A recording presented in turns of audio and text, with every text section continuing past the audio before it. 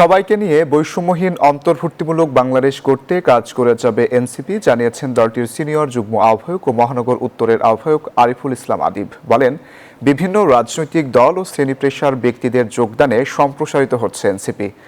শুক্রবার রাজধানীর বাংলা মোটরে দলটির কার্যালয়ে বিভিন্ন দলের ৩ শতাধিক নেতাকর্মী এনসিপিতে যোগ দেন ঢাকা মহানগর উত্তরের আপ বাংলাদেশ গণ অধিকার পরিষদ, যুব অধিকার পরিষদ, বৈষম্য বিরোধী ছাত্র আন্দোলন সহ শতাধিক রাজনৈতিক নেতৃত্ব, স্থানীয় নেতৃত্ব ও গণ অভ্যুত্থানের তরুণরা।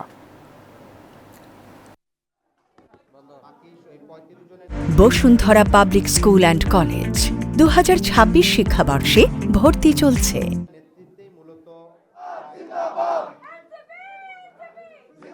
আজকের যারা উপস্থিত হয়েছেন, বিশেষ করে আমাদের নতুন যোগদান যারা করেছেন তাদেরকে এনসিপির পক্ষ থেকে অভিনন্দন জানাই এবং আগামী দিনে নতুন বাংলাদেশ গঠনে আমরা সবাই একসাথে একটি নতুন বাংলাদেশ, বৈষম্যহীন অন্তর্ভুক্তিমূলক এবং গণতান্ত্রিক বাংলাদেশ নির্মাণে আমরা একসাথে কাজ করে যাব।